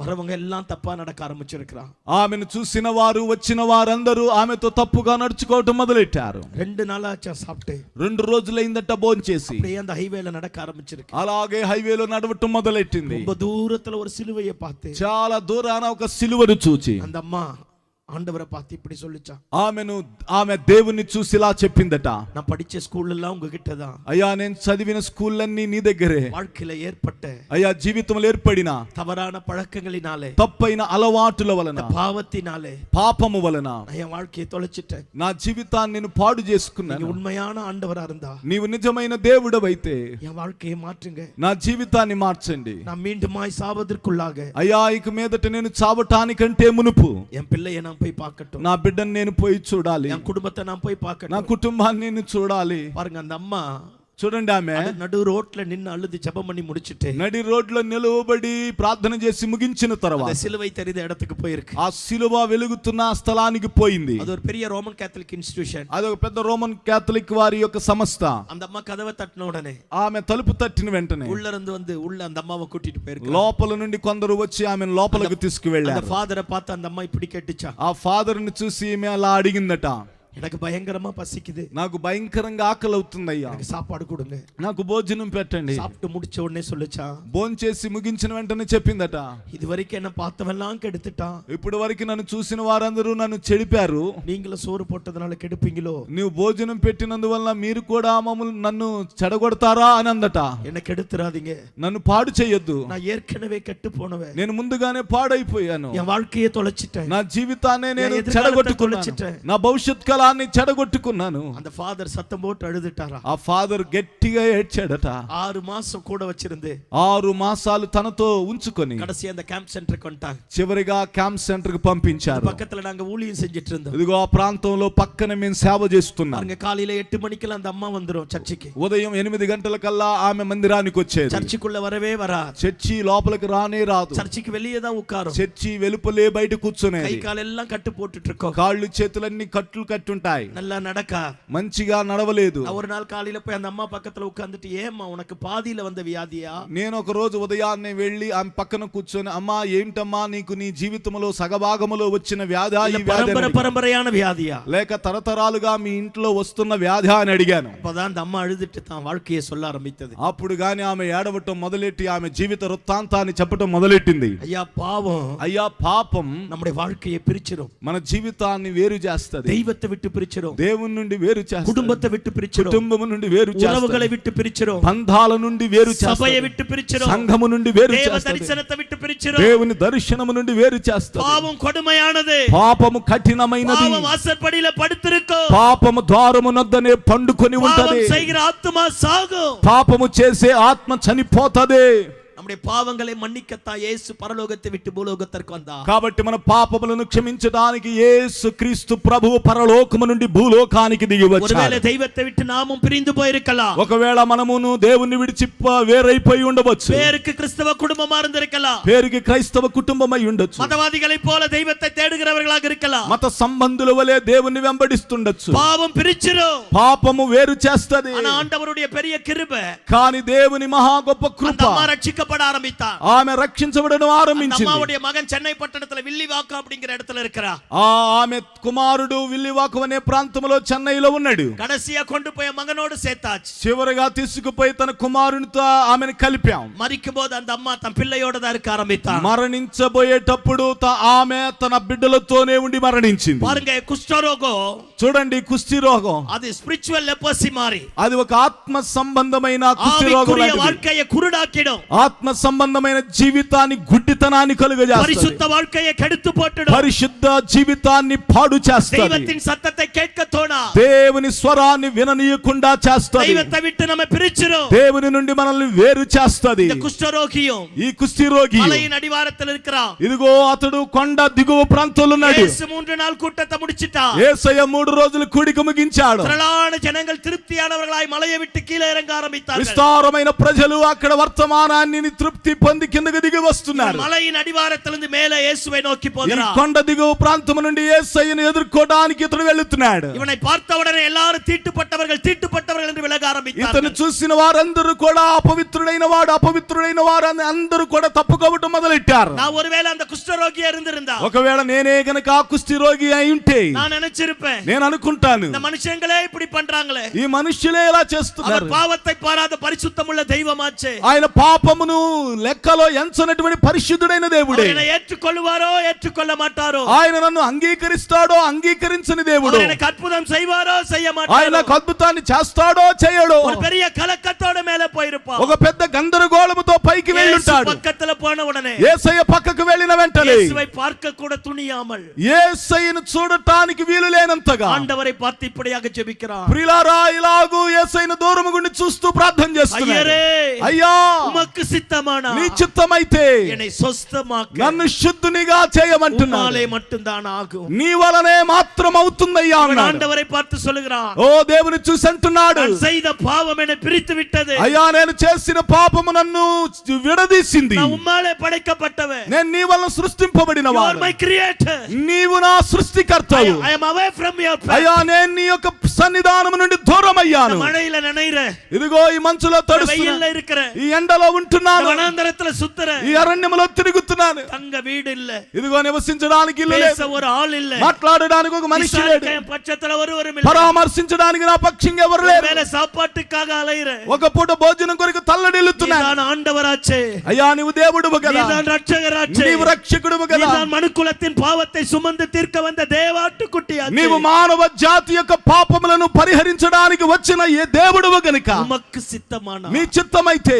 என்னை சுத்தமாக்க, నన్ను శుద్ధునిగా చెయ్యి, உம்மாலேதான் ஆகும். అది నీ వలనే సాధ్యం అంటున్నాడు. அவன் ఆండవரை பார்த்து இப்படி சொல்லிருப்பான், ఓ అతడు దేవుని చూసి ఇలా అని நான் ఉంటాడు, உங்களால படைக்கப்பட்டவன், అయ్యా నేను నీ వల్ల உங்க సృష్టింపబడిన சாயலை இழந்துட்டேன், అయ్యా నీ రూపాన్ని உங்க కోల్పోయాను, பிரசன்னத்தை నీ இழந்துட்டேன், ప్రసన్నతను உங்களை விட்டு కోల్పోయాను, தூரம் போயிட்டேன், నిన్ను విడిచి దూరముగా వెళ్ళాను. நான் யூதனாயிருந்தாலும், నేను యూదుడనైనప్పటికీ வேதத்தை கற்றிருந்தாலும், వేదవాక్యాన్ని నేర్చుకున్నాను, தெய்வத்தை அறிந்திருந்தாலும், వేదవాక్యాన్ని ఎరిగినను. நான் செய்த பாவம் నేను చేసిన పాపం என்னை வெளியே அனுப்பிவிட்டேன், నన్ను బయటికి పంపివేసింది. உமக்கு சித்தமானா, నీ చిత్తమైతే என்னை சொஸ்தமாக்க, నన్ను శుద్ధునిగా చెయ్యండి, உம்மாலே ஆகும். అది నీ వలనే అవుతుందయ్యా. வேதம் இப்படி சொல்லுகிறது, వేదవాక్యం ఇలా చెప్తుంది, இயேசு அவன் அருகாமையில வந்து ఇదిగో యేసయ్య అతని పక్కకి వచ్చి அவனை தொட்டு, అతన్ని ముట్టి, ஐயா அவனை யாருமே தொட முடியாதுயா, ఏమండి ఎవరిని కూడా అతన్ని ముట్టలేరండి. அவன் தீட்டுப்பட்டவன், అతడు అపవిత్రుడైన அவன் சபிக்கப்பட்டவன், అతడు శపించబడిన వాడు, அவனை தொட்டாலே பாவம். అతను ముడితేనే పాపం. ஆனா இயேசு பக்கத்துல வந்து కానీ యేసయ్య పక్కకు వచ్చి அவனை தொட்டு అతన్ని తాకి இயேசு சொன்னாரா, యేసయ్య నడట, எனக்கு சித்தம் உண்டு, నాకు చిత్తం ఉంది, நீ சொஸ்தமாக నాకు ఇష్టమే, నీవు சொன்ன శుద్ధుడు மாத்திரத்துல, అని చెప్పిన మాటని இயேசு தொட்ட மாத்திரத்துல యేసయ్య ముట్టిన ஒரு వెంటనే தெய்வீக விடுதலை, ఒక దైవిక அவன் స్వస్థత శరీరத்தை தொட అతని ஆரம்பித்தது, శరీరమును తాకింది. சபிக்கப்பட்ட வியாதி அவனை விட்டு விலக ஆரம்பித்தது, శపించబడిన వ్యాధి అతని నుండి அவனுடைய వెళ్ళిపోయింది. శరీరం முழுக்க சிறு குழந்தையினுடைய శరీరத்தை போல மாற ஆரம்பித்தது. శరీరం అంతయు కూడా చిన్న పిల్లవాని దేహము వలె మారింది. திரளான ஜனங்கள் மலையை விட்டு இறங்கினார்கள். విస్తారమైన ప్రజలు కొండ నుండి దిగుతున్నారు. No one get healing from him. ఎవరు కూడా ఆయన యొద్ద నుండి స్వస్థత పొందుకోలేదు. திரளான ஜனங்கள் இன்னைக்கு ஆண்டவருக்கு பின்னாடி போறாங்க. అనేక మంది ప్రజలు ఈ రోజున దేవుని వెనుక వెంబడిస్తున్నారు. திரளான ஜனங்கள் சபைக்கு வராங்க. విస్తారమైన ప్రజలు సంఘానికి వస్తున్నారు. திரளான ஜனங்கள் வேதாகமத்தை வைத்திருக்கிறார்கள். విస్తారమైన ప్రజలు వేద పుస్తకాన్ని చేత్తో పట్టుకుంటున్నారు. కానీ ఎవరు ఆయన్ని ముట్టి அவர் பரிசுத்தமுள்ள தெய்வம் என்று நிரூபிக்க போகிறவர், ఆయన పరిశుద్ధమైన దేవుడని నిరూపించబోతున్నారు. பின்னாடி போவதனால அற்புதம் நடக்காது. ఆయన వెంబడించడం వలన అద్భుతం జరగదు. கிறிஸ்தவ குடும்பத்துல பிறப்பதினால அற்புதம் நடக்காது. క్రైస్తవ కుటుంబంలో పుట్టిన ఉన్నందున అద్భుతం జరగదు. கிறிஸ்தவனா இருப்பதினால் அற்புதம் நடக்காது. క్రైస్తవుడైనందున అద్భుతం జరగదు. எந்த ஒரு மனுஷன் தெய்வத்தை தொடுகிறானோ, ఏ మనుష్యుడైతే దేవునిని ముడతాడో, தெய்வீக விடுதலையின் வல்லமை, అట్టి దైవికమైన విడుదలతో కూడిన శక్తి அவரிடத்திலிருந்து புறப்பட்டு ఆయన యొద్ద నుండి అది బయలుదేరి தலையெழுத்தையே మాற்றி మన తల రాతనే మార్చేస్తదండి. இந்த மாலை வேளையில ఈ రాత్రి వేళలో ఎదురుమறையான నిలమేల வந்திருந்தாலும், ఎలాంటి వ్యతిరేకమైన పరిస్థితులను వచ్చినప్పటికీ நாம் தொடுவதற்கு பாத்திரமுள்ள ஒரு ஆண்டவர் இருக்கிறார். మనము ముట్టుటకు ప్రియులారా అర్హమైనటువంటి ఒక దేవుడు ఉన్నాడు. நம்முடைய நுகங்களை உடைக்கக்கூடிய சர்வ வல்லமையுள்ள ஆண்டவர் வந்திருக்கிறார். మన భారములను తెగగొట్టుటకు సమర్థుడైన దేవుడు ఉన్నాడు. நாம் மாத்திரம் அவரை தொட ஆரம்பிப்போమాனா, మనం మాత్రం ఆయన ముడితే గనుక நம்முடைய எல்லா நிலைமைகளையும் கர்த்தர் அற்புதமாய் மாற்றக்கூடிய మన స్థితిగతులన్నిటిలో ఆయన అద్భుతాన్ని అద్భుతంగా చేస్తాడు. హల్లెలూయా, హల్లెలూయా. திரளான ஜனங்கள் அவருக்கு பின்னாடி போனார்கள். విస్తారమైన ప్రజలు ఆయన వెంబడించి వెళ్ళారు. ఎరికో వీధిలో, ఈ ఎరికో వీధిలో ఒరే ஒரு குருடன் మాత్రం சொன்னாங்களா, అందరూ చెప్పారట, அவன் கேக்குறான், ஏன் இன்னைக்கு இத்தனை பேர் போறாங்க, நாள் இல்லாத கூட்டம் இன்னைக்கே வந்தது, ఇన్ని రోజులు లేనటువంటి ఇంత గొప్ప సమూహము ఈ రోజు ఎక్కడ ఉంది అని అడుగుతున్నాడట. எல்லாரும் அவங்கிட்ட சொன்னாங்களா, అందరూ అతనితో అన్నారట, యేసు வந்திருக்கிறார், యేసయ్య వచ్చాడు, అద్భుతం நடக்கிறது, అద్భుతాలు జరుగుతున్నాయి, ఆశ్చర్యమైన కార్యాలు జరుగుతున్నాయి, మరితవர்கள் ఉయిరోడు ఎలుముகிறார்கள், మరణించిన వారు సజీవులై తిరిగి లేస్తున్నారు, ఓ వ్యాధి నుండి విడుదల పొందుతున్నారు, శాపములు లాయమవుతున్నాయి, పాపங்கள் మన్నికப்படுகிறது, పాపములు క్షమించబడుతున్నాయి, యేసు வந்திருக்கிறார், యేసయ్య వచ్చాడు. அவன் தெரிந்த உடனே, అతడు తెలిసిన వెంటనే సత్తం పోட்டு ఆండవரை నోకి இப்படி கூப்பிட்டான், అతడు బిగ్గరగా దేవుని వైపు చూస్తూ పిలుస్తున్నాడట, యేసువే, యేసయ్యా, దావీదిన్ కుమారనే, దావీదు కుమారుడా, எனக்கு இரங்கம் என்று சொல்ல నన్ను ఆరంభిస్తాడు. కరుణించయ్యా అని అంటున్నాడట. పోగినవర్గల్ எல்லாரும், వెళ్ళే వారందరూ அவனை பார்த்து சொன்னாங்களா, అతను చూసన్నారట, హే కురుట్టు పైల, ఏ గుడ్డివాడా, அமைதியார். మౌనముగా ఉండు. ஒரு ఇంగ్లీష్ ట్రాన్స్లేషన్ இப்படி சொல்லுது, ఒక ఇంగ్లీష్ ట్రాన్స్లేషన్ లా హే చెప్పబడుతుంది, బ్లైండ్ మ్యాన్, ఏ గుడ్డివాడా, షట్ అప్, మౌనముగా ఉండు. he won't listen your voice, కాబట్టి ఆయన నీ స్వరం ఏమాత్రము వినడు, because you are a cursed one, ఎందుకంటే నువ్వు శపించబడిన వాడువు, you are worthy to beg, ఇదిగో నువ్వు అడుక్కోవటానికి కూడా అర్హత లేని వాడు, you never get answer from Jesus. యేసు యొద్ద నుండి ఏ రోజు నీకు జవాబు రాదు. See, we are following Jesus, ఇదిగో seniors యేసయ్యను వెంబడిస్తున్నారు, you are a cursed one, ఇదిగో నువ్వు శపించబడిన వాడు, shut up. మౌనముగా ఉండు. ஆனா அந்த குருட இப்படி சொன்னானா, కానీ ఆ గుడ్డివాడు ఇలా చెప్పాడు, எத்தனை பேர் அதட்டினாங்களோ, ఎంతమంది అతన్ని అణిచినను, எத்தனை பேர் தடுத்தாங்களோ, ఎంతమంది అతను అడ్డుకున్నాడు, அத்தனை பேருக்கு மேல అంతమంది ప్రజలకు அவன் పైగా சத்தம் அதிகமாய் தொனிக்க ஆரம்பித்தது, అతని స్వరం అంతకంతకు పెరగటం మొదలెట్టింది. முன்னிலம் அதிகமாய் கூப்பிட்டானா, ఇంతకు ముందు కంటే అధికంగా అరవటం దావీదు మొదలెట్టాడు, కుమారనే, దావీదు కుమారుడా, எனக்கு இறங்கு, అయ్యా నన్ను కరుణించు, యేసువే, యేసయ్యా, దావీదిన్ కుమారనే, దావీదు కుమారుడా, எனக்கு ఇறங்గు, అయ్యా నా ఎడల కరుణ చూపు. இவன் கூப்பிட கூப்பிட ఇతడు పిలవగా పిలవగా போகிறவர்கள் வருகிறவர்களும் அதட்ட அதட்ட వచ్చేవారు పోయేవారు అతని గద్దింపగా గద్దింపగా முன்னிலம் அதிகமாய் கூப்பிட்டானா, ఇంకను అధికముగా అరవటం మొదలెట్టినాడు. கதறுதலின் சத்தம் என்றைக்கு இயேசுவினுடைய காதில் விழ ஆரம்பித்ததோ, ఎప్పుడైతే ఇతడు కేకలు వేసే స్వరము యేసయ్య చెవిన పడిందో, இயேசு அடுத்த ஸ்டெப் எடுத்து வைக்க அப்படியே நின்னுட்டான். యేసయ్య ఇంకొక అడుగు వేయకుండా అలాగే నిలిచిపోయినాడు. அந்த திரளான கூட்டம் அப்படியே ஸ்தம்பித்து போக ஆரம்பித்தது. అంత విస్తారమైన జన సమూహం అలాగే స్తంభించిపోయింది. இயேசு திரும்பி பார்த்து యేసయ్య తిరిగి చూసి அவனை கூட்டிட்டு வர சொல்றா. అతన్ని పిలుసుకుని రండి అని చెప్పాడు. கொஞ்ச நேரத்துக்கு முன்னாடி சொன்னாங்க, కొంచెం సేపటికి ముందు చెప్పారు, హే బ్లైండ్ మ్యాన్, ఏ గుడ్డివాడా, షట్ అప్, హి Door won't మూసుకో. listen your voice, ఏ మాత్రం నీ స్వరం వినబడకూడదు, because you are a cursed one. ఎందుకంటే నువ్వు శపించబడిన వాడు ఒకడివి. అదే జనంగా ఇప్పుడు சொல்றாங்க, అదే ప్రజలు ఇప్పుడు చెప్తున్నారు, హే బ్లైండ్ మ్యాన్, ఏ గుడివాడా, get up, లే, he is calling for you, ఇదిగో ఆయన నిన్ను పిలుస్తున్నాడు, because you are a lucky fellow. ఇదిగో నీవు అద్భుతమైన అవకాశం నీకు దక్కింది.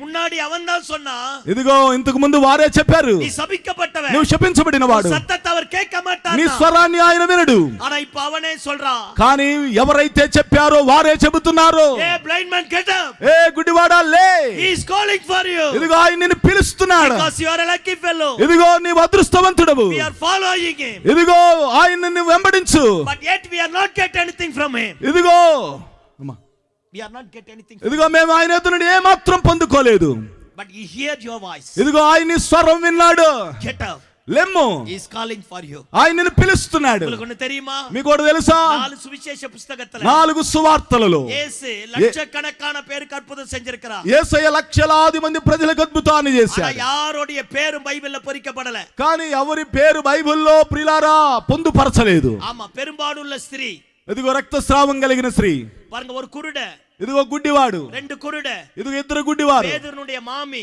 పేతురు అత్త. இந்த மாதிரி தான் சொல்லுதே தவிர ఎలాగు చెప్పబడిందే కానీ யாருடைய பேரு சொல்லப்பட்டது, ఎవరి పేరు రాయబడలేదు. அற்புதம் பெற்ற ஒரே ஒருத்தன் பேரு சொல்லுதுனா அது இந்த பரித்திமேயு குருட மட்டும்தான். కాబట్టి అద్భుతాన్ని పొందిన ఒకే ఒకరి పేరు రాయబడింది, అది బర్తిమేయ గుడ్డివాడు. பாருங்க, இவனை இயேசுவுக்கு முன்னாடி கொண்டு போய் நிறுத்திட்டான். ఇదిగో అతను తీసుకుపోయి యేసయ్య ముందు నిలువబెట్టారు. இயேசு அவனை பார்த்து கேக்குறான், యేసయ్య అతన్ని చూసి అడుగుతున్నాడు, நான் உனக்கு என்ன செய்ய வேண்டும் என்று விரும்புகிறான்? నేను నీకేమి చెయ్యాలని నీవు ఆశపడుతున్నావు? அவன் சொல்லிருப்பா, అతడు చెప్పుంటాడు, பிறந்து கொஞ்சம் வளர்ந்ததுல இருந்து అయ్యా నేను పుట్టి పెరిగిన నుండి என் வீட்டுல நான் மட்டும்தான் கண்ணு தெரியாதவன், నేను నా ఇంటిలో నేను మాత్రమే నా కళ్ళు కనపడు, எனக்கு ஒருத்தனுக்கு சாப்பாடு போட அவங்களால முடியல, నా ఒక్కడికి భోజనం పెట్టడానికి వాళ్ళ కాలేదు. என்னை கூட்டிட்டு வந்து இந்த தெருவுல வச்சிடறான். ఇదిగో నన్ను తీసుకొచ్చి వీధిలో నిలువ పెట్టేశారు. காலையில இருந்து சாயங்காலம் வரைக்கும் பிச்சை எடுக்கிறேன், ఉదయం నుండి సాయంకాలం వరకు భిక్షం ఎత్తుతున్నాను. கடைசி என்னை கூட்டிட்டு போயிடறான். చివరిగా నన్ను తీసుకొని పోతున్నారు. பிச்சை எடுத்த காசுல அவங்க எல்லாம் வாழ்றாங்க. ఇదిగో నేను భిక్షం ఎత్తి సంపాదించిన డబ్బుతో వాళ్ళు జీవిస్తున్నారు. கடைசி வரைக்கும் நான் குருடனாதான் இருக்கிறேன். ఇదిగో చివరి దాకా నేను గుడ్డివానిగా கடைசி ఉంటానేమో. வரைக்கும் நான் சபிக்கப்பட்டதா. ఇదిగో చివరి దాకా నేను శపించబడిన వాడిగా ఉంటానేమో. என்னை சொஸ்தமாக்க உங்களால மட்டும்தான் முடியும். అయ్యా నన్ను బాగు చేయటం అది నీ వల్లే అవుతుంది. இயேசு அவனை பார்த்து சொன்னார், యేసయ్య అతన్ని చూసి చెప్పాడట, எனக்கு சித்தம் உண்டு, நீ சொஸ்தமாக்க. నాకు ఇష్టమే నీవు శుద్ధుడవవు. இயேசு அவனை தொட்டு நீ விரும்புகிறபடி உனக்காக கடவுள். ఇదిగో యేసయ్య అతన్ని ముట్టి ఇదిగో నీవు కోరుకున్న ప్రకారమే నీకు అగునుగాక అన్నాడు. ஐயா, అத்தனை பேர் அவருக்கு பின்னாடி போனாங்க. అయ్యా అంతమంది ఆయన్ని వెంబడించారు. ஆனா ஒருத்தரும் అద్భుతం பெறல. కానీ ఒక్కరు కూడా అద్భుతాన్ని పొందుకోలేదు. இவன் மட்டும்தான் அற்புதம் பெற்றான். కానీ ఇతడు మాత్రమే అద్భుతాన్ని పొందుకున్నాడు. புதிய ஏற்பாட்டுல அத்தனை பேரோட பெயர்கள் பொறிக்கப்பட்டிருக்கு. కొత్త నిబంధనలో అనేక మంది పేర్లు మరుగు చేయబడ్డాయి. யாரோட பேருமே இல்ல, ఎవరి పేర్లు రాయబడలేదు, பேரு மட்டும்தான். ఇతని పేరు మాత్రమే. ஏனா ఎందుకంటే இயேசுவை குறித்து பலர் பலவிதமாக யோசித்தார்கள். యేసయ్యను గురించి అనేక మంది అనేక రకాలుగా ఆలోచన చేశారు. இயேசுவே கேட்கிறார், ஜனங்கள் என்னை யார் என்று சொல்லுகிறார்கள்? యేసయ్యే అడుగుతున్నాడు, జనములు నన్ను గురించి ఏమనుకుంటున్నారు అని. கூட இருந்த 12 சீஷர்கள் சொல்றாங்க, ఆయనతో ఉండిన 12 మంది శిష్యులు చెప్తున్నారు, மரித்து போன எலியா உயிரோடு வந்திருக்கிறார். ఇదిగో మరణించినటువంటి ఏలియా సజీవుడై மரித்து వచ్చాడు. போன தீர்க்கதரிசிகளிலே ஒருவர், మరణించినటువంటి ప్రవక్తలలో ఒకడి వంటి వాడు ఈయన. யோவான் స్నానகன் ఉయిరోడు வந்திருக்கிறார். బాప్తిసం ఇచ్చు యోహాను బ్రతికి వచ్చాడు. சிலர் இயேசுவை பார்த்து சொன்னார்கள், அவர் ஒரு தச்சன். కొందరు యేసయ్యను గురించి చెప్పారు, ఆయన వడ్రంగి వాని కుమారుడు. சிலர் இயேசுவை பார்த்து பைத்தியக்காரன் என்று சொன்னார்கள். కొందరు యేసయ్యను గురించి ఆయన వెర్రివాడని చెప్పారు. பலர் பலவிதமாக இயேசுவை குறித்து பேசினார்கள். అనేక మంది అనేక రకాలుగా యేసయ్యను గురించి చెప్పారు. இந்த குருடனுக்கு மட்டும்தான் தெரியும், కానీ గుడ్డివానికి మాత్రం తెలుసు. ஐயா அவன் சர்ச்சுக்கு போனானான்னு தெரியா, అతడు చర్చికి వెళ్ళినందువల్ల తెలియదు, బైబిల్ படிச்சானான்னு தெரியா, బైబిల్ చదివాడో తెలియదు, ஆண்டவரை தேடினானான்னு தெரியா, అతడు దేవుని వెదికాడో తెలియదు. அவனுக்கு ஒண்ணு தெரியும், కానీ అతనికి ఒకటి తెలుసు, இவர் மரித்து போன தீர்க்கதரிசிகளில் ஒருவர் கிடையாது, ఇతడు మరణించినటువంటి ప్రవక్తలలో ఒకటి వంటి వాడి కాదు, மதங்களை ஸ்தாபிக்க வந்தவர் கிடையாது, మతములను స్థాపించడానికి వచ్చిన వాడి కాదు, ஆளுகையை நிலைநிறுத்த வந்தவர் கிடையாது, ఇదిగో ఏలుబడిని నిలపడానికి వచ్చిన వాడి కాదు. அவர் என்றென்றைக்கும் அசைக்க கூடாத சிங்காசனத்திற்குரிய ராஜாதி ராஜா, ఇదిగో ఎన్నటన్నిటికీ సింహాసనాన్ని కదల్చకుండా స్థిరపరచడానికి వచ్చిన రాజాతి రాజు, கர்த்தாதி கர்த்தர், దేవాతి దేవుడు, தாவீதினுடைய குமாரன், దావీదు కుమారుడు. ஆமென். ఆమేన్. இந்த மாலை வேளையில ఈ రాత్రి వేళలో இயேசுவை யாரா நினைச்சிட்டு வந்திருக்கிறோம்? యేసయ్యని ఎవరని అనుకొని వచ్చి ఇక్కడ కూర్చున్నాం? 10 பேர்ல அவரை ஒருத்தர் நினைச்சோமோ? 10 మందిలో ఆయన ఒకడు అనుకుంటున్నామా? மதத்தை ஸ்தாபிக்க வந்தவரோ, మతాన్ని స్థాపించడానికి వచ్చాడు అనుకుంటున్నాం? வெளிநாட்டு கடவுளோ, పాశ్చాత్య దేశాలకు సంబంధించిన దేవుడా? లేదు, அவர் மனுக்குலத்தின் ரட்சகர், ఆయన మానవ జాతంతటికి రక్షకుడు. நம்முடைய பாவங்களை சுமந்து தீர்க்க வந்த தேவ మన పాపములను భరించి వాటిని తొలగించడానికి వచ్చిన గొర్రెపిల్ల, முழு మనుకుల వర్గத்தை నిత్య జీవనకు கொண்டு పోగக்கூடிய రక్షகర్, సర్వ మానవ జాతిని దేవుని యొద్దకు చేర్చడానికి వచ్చిన రక్షకుడు. హల్లెలూయా, హల్లెలూయా. அவரை யாரா நினைச்சிட்டு இருக்கிறோம்? ఆయన గురించి ఏమనుకుంటున్నాం? நிறைய நேரத்துல అనేక సార్లు he also one among them, ఆయన అందరిలో ఒకడు వంటి వాడు. அவர் அவதாரம் கிடையாது, ఆయన అవతారం కాదండి, அவர் மாறி மாறி பிறக்கக்கூடியவர் கிடையாது, ఆయన మరలా మారి మారి పుట్టేవాడు కాదు. அவர்தான் சராசரங்களை படைத்தவர், ఆయనే భూగగన జలచరములను సృష్టించినవాడు. தெய்வத்தை அறியாத, దేవునిని ఎరగని, வேதத்தை தெரியாத, వాక్యాన్ని తెలియని, கட்டுக்கதை சொல்லக்கூடியவர்கள் தான் சொல்லுவாங்க. కట్టు కథలు చెప్పేవారు అలా చెబుతారు. அவர்தான் இந்த அண்ட சராசரங்களை படைத்தவர், ఆయనే భూగగన జలచరములన్నిటిని సృష్టించినవాడు. அல்லாமல் ஒன்றும் உருவாக்கப்படவில்லை, ఆయన లేకుండా ఏదియు సృష్టింపబడలేదు. எல்லாம் அவருக்கென்றும் அவருக்காகவும் உருவாக்கப்பட்டது. అన్నియు ఆయన కొరకు ఆయన నిమిత్తమే సృష్టింపబడ్డాయి. தெருவுல உட்கார்ந்து இருந்த குருடனுக்கு தெரியும் அவரு. ఇదిగో వీధిలో కూర్చుండి ఉండిన గుడ్డి వానికి తెలుసు ఆయన ఎవరో. బైబిల్ எடுத்துட்டு போனவங்களுக்கு தான் அவர் யாருன்னு தெரியல. బైబిల్ మోసుకొని పోయి ఆయన వెంబడించే వారికి ఆయన ఎవరో ఇంకనూ తెలియలేదప్పుడు. நாம் அவரை யாரா நினைக்கிறோம்? మనం ఆయన గురించి ఏమనుకుంటున్నాం? அவர் மதவாதிகளில் ஒருவரோ?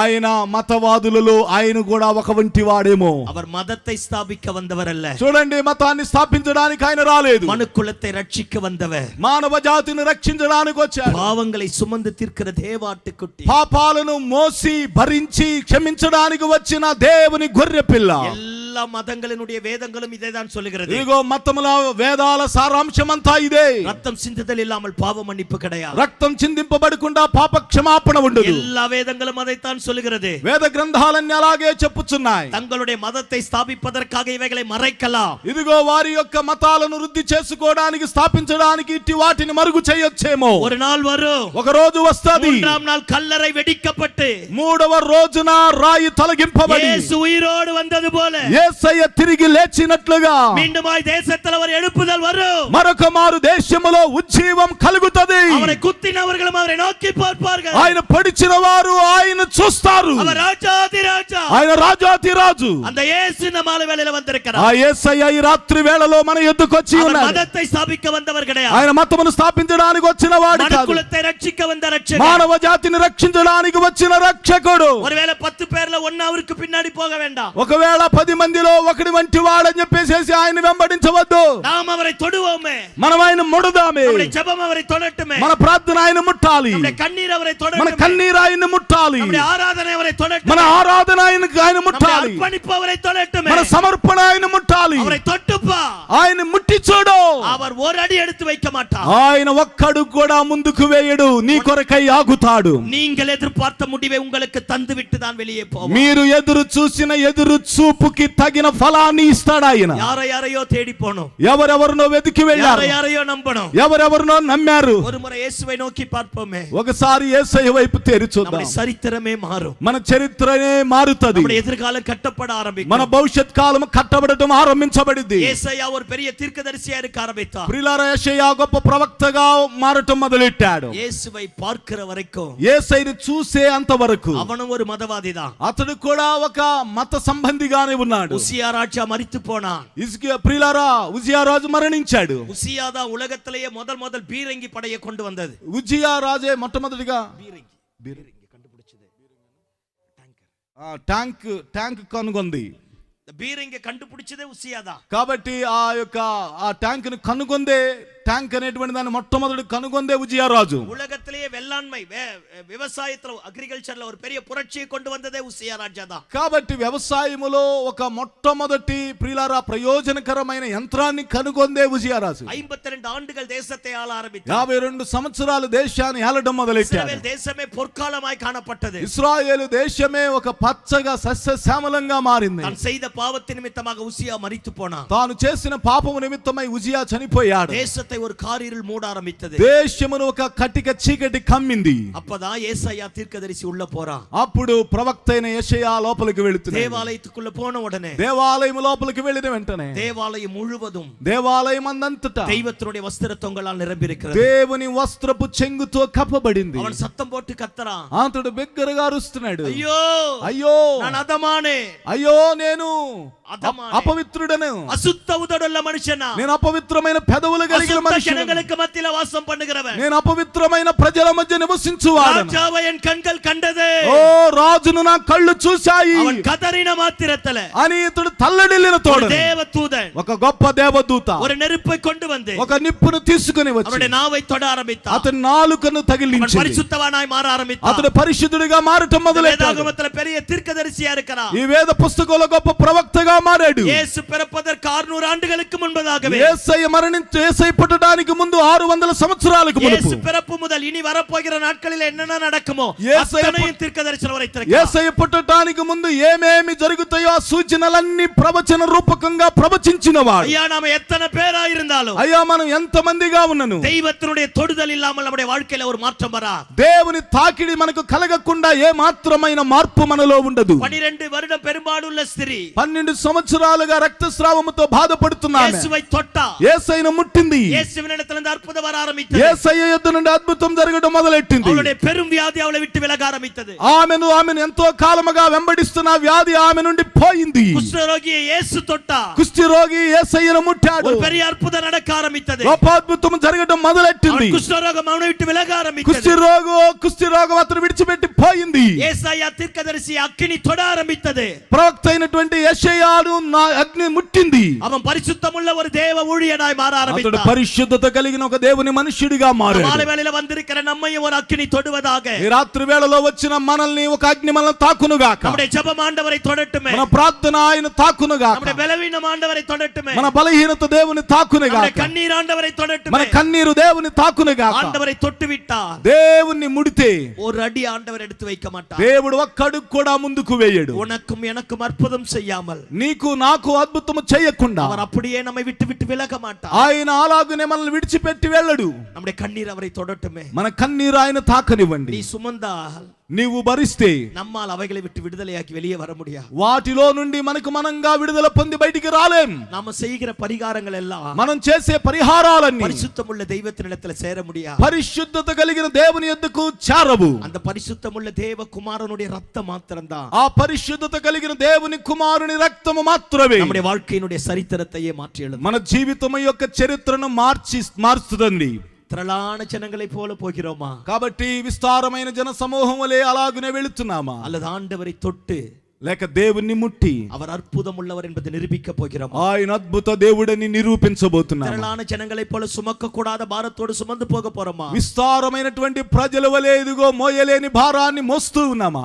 நம்முடைய பாவங்களையும் பாரங்களையும் சுமந்து தீர்த்த தேவ ஆட்டுக்குட்டி கிட்ட நம்முடைய வாழ்க்கையை ஒப்பு கொடுக்க போறோம். మన పాపాలను మన భారాలను మోసి వహించినటువంటి దేవుని గొర్రె పిల్లైన యేసు క్రీస్తు యొద్ద పెడుతున్నామా? ஒரு பரிசுத்தவான் இப்படி எழுதினார், ఒక పరిశుద్ధుడు ఇలా రాశాడు, மறைவான பாவங்கள் சத்தத்தை எழுப்புமா. ఇదిగో మరుగైన పాపము గంభీరమైన శబ్దమును లేవగొడుతుంది. மறைவான பாவங்கள் சத்தத்தை எழுப்பும். ఇదిగో రహస్య పాపములు గొప్ప శబ్దాన్ని తీసుకొస్తాయి. புருஷனுக்கு தெரியாமல் இருக்கலாம், ఇదిగో భర్తకు తెలియకపోవచ్చు, மனைவிக்கு தெரியாமல் இருக்கலாம், భార్యకు తెలియకపోవచ్చు, பிள்ளைகளுக்கு தெரியாமல் పిల్లలకు இருக்கலாம், తెలియకపోవచ్చు, பெற்றோருக்கு தெரியாமல் இருக்கலாம். కన్నవారికి ஒரு తెలియకపోవచ్చు. நாள் வரும், ఒక రోజు వస్తుంది, மறைவான பாவங்கள் சத்தத்தை எழுப்பும். రహస్య పాపములు ఇదిగో అంగలార్పును அந்த కలుగజేస్తాయి. நாளிலே நாம் கேட்கிற வசனமே நம்ம நியாயம் தீர்க்கும். ఆ దినాన వినేటువంటి మాటే మనకి న్యాయము తీరుస్తది. மாலை வேளையில ஒரு அற்புதமான செய்தி. ఈ రాత్రి వేళ ఒక అద్భుతమైన వర్తమానం. நாம் அவரை தொடுவோம், మనం ఆయన ముడుదాం, அவர் நம்மை தொடட்டும். ఆయన మనల్ని ముట్టనివ్వండి. நம்முடைய வாழ்க்கையில ஒரு மறுரூபம் మన உண்டாகட்டும். జీవితంలో ఒక రూపాంతరం ఉండనివ్వండి. ஒரு புதிய அத்தியாயத்தை ஆரம்பிக்க தெய்வம் அனுகிரகம் பண்ணக்கூடியவராய் இருக்கிறார். ఒక నూతనమైన అధ్యాయాన్ని ఆరంభించడానికి దేవుడు మనకి దయ చూపును గాక. எந்த நிலைமையில இருந்தாலும், ఏ స్థితిలో ఉన్నను, எந்த சூழ்நிலையில ఏ இருந்தாலும், పరిస్థితిలో ఉన్నను, எவ்வளவு தூரம் போயிருந்தாலும், ఎంత దూరము వెళ్ళినను,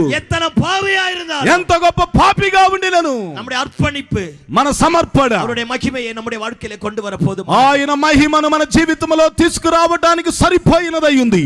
ஒருவேளை தெய்வத்தை விட்டு தூரம் போயிருக்கலாம், ఒకవేళ దేవుని విడిచి దూరంగా వెళ్ళి ఉండవచ్చు, மதவாதிகளை போல வேதாகமத்தை கொண்டு வந்திருக்கலாம், మత సంబంధుల్లాగా బైబిల్ మోస్తూ ఉండొచ్చు కాలాకాలంగా. என்னால யாருக்கும் பிரயோஜனம் இல்லை என்று நினைக்கலாம். నా వల్ల ఎవరికి ప్రయోజనం లేదని అనుకోవచ్చు. இந்த நல்ல மாலை வேளையில ఈ మంచి రాత్రి వేళ நம்முடைய காரியங்களை சூழ்நிலைகளை தலக்கீழாக மாற்றக்கூடியவர் வந்திருக்கிறார். మన కార్యాలను మన పరిస్థితులను తలకిందులుగా మార్చుటకు మన యొద్దకు మన యేసయ్య వచ్చి ఉన్నాడు. மனசாட்சியை தொட்டு கேட்டுப்பா, మన సాక్షిని ఇలా తట్టి అడిగి చూడు. கடைசியா என்னைக்கு ஆண்டவரை தொட்டு இருக்கிறாய்? చివరిగా యేసయ్యని ఎప్పుడు నువ్వు తాకావు?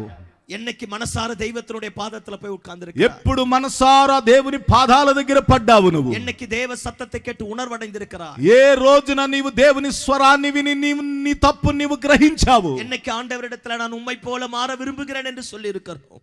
అయ్యా ఇదిగో నీ వలే నేను మారాలని అనుకుంటున్నానని ఏ రోజు నువ్వు దేవునితో విన్నవించుకున్నావు? தெய்வத்தை விட்டு தூரம் போயிட்டோமே, దేవుని విడిచి దూరంగా వెళ్ళామే, பிரளான ஜனங்களை போல போகிறோமே, విస్తారమైన ప్రజల వలె వెళ్ళామే, அவரை தொடுவோமே, ఆయన ముడుదామా? நம்முடைய தேசத்தை மூடுகிற காரியங்கள் விலகட்டும், మన దేశమును కమ్మే కార్యాల నుండి మన విడుదల పొందుదుముగా, நம்முடைய தேசத்துல கட்டப்பட்டிருக்கிற அந்நிய பலிபீடங்கள் தகர்க்கப்படட்டும், మన దేశములో కట్టబడుతున్న అన్య బలిపీఠములు కూలిపోవునుగా, தேவனுக்கு விரோதமாய் அருவருப்பை உண்டாக்கக்கூடிய ஆளுகைகள் தேசத்தை விட்டு விலக வேண்டுமானா, దేవునికి విరోధమైన దేవునికి కోపాన్ని తెప్పించేటువంటి అసహ్యమైన కార్యాలు తొలగిపోవాలి.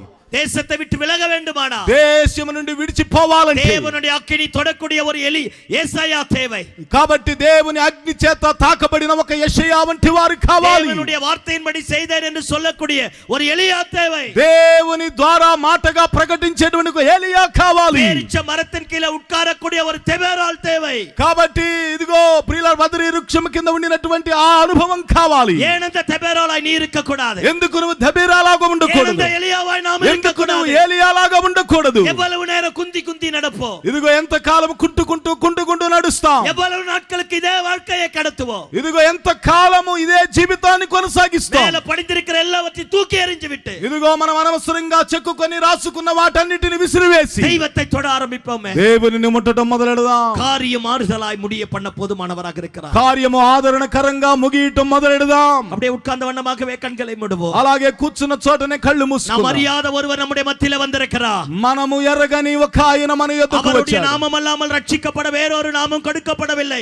ఆయన నామము లేకుండా ఇదిగో ఈ భూలోకములో మనల్ని రక్షించడానికి వేరొక నామము లేదు. அவரை அல்லாமல் நித்திய ஜீவனுக்கு ஒருவன் வர முடியாது. ఇదిగో ఆయన లేకుండా నిత్య జీవానికి ఎవ్వరును రాలేరు. அவரே வழி, அவரே சத்தியம், அவரே ஜீவன். ఆయనే మార్గం, ఆయనే సత్యం, ఆయనే జీవం. அவர்தான் ரட்சிப்பிற்கு வழி, ఆయన రక్షణకు మార్గం. அவர் இல்லை என்றார். ఆయన లేకపోతే There is no other way. వేరే మార్గమే లేదు. அந்த இயேசு வந்திருக்கிறார். ఆ యేసయ్య వచ్చి ఉన్నాడు. நாம் அவரை தொடுவோமே, మనం ఆయన ముడదాం. பாவம் நம்மை விட்டு விலகும், పాపం మనల్ని பலவீனம் நம்மை விட்டு విడిచిపెట్టి, விலகும், బలహీనత మనల్ని அற்புத విడిచిపెట్టి கிரியை நடக்கும், అద్భుత క్రియలు நீண்ட జరుగుతాయి. நாள் வியாதி மறைய ஆரம்பிக்கும். ఇదిగో దీర్ఘకాలముగా ఉండిన వ్యాధులు లయమవుతాయి. கர்த்தர் காரியத்தை தலைக்கீழாக மாற்றக்கூடியவராய் இருக்கிறார். దేవుడు కార్యములను తలకిందులుగా మార్చడం మొదలెడతాడు. హల్లెలూయా. హల్లెలూయా. ஒரே நிமிஷம் கண்ணை திறந்து என்னை பாருங்க பாப்போம். ఒకే నిమిషం కళ్ళు తెరిచి నా వైపు చూడండి, చూద్దాం. கடைசியா நவம்பர் மாசம் எங்க அம்மா இறந்துட்டாங்க. చివరిగా నవంబర్ మాసంలో మా తల్లిగారు మరణించారు.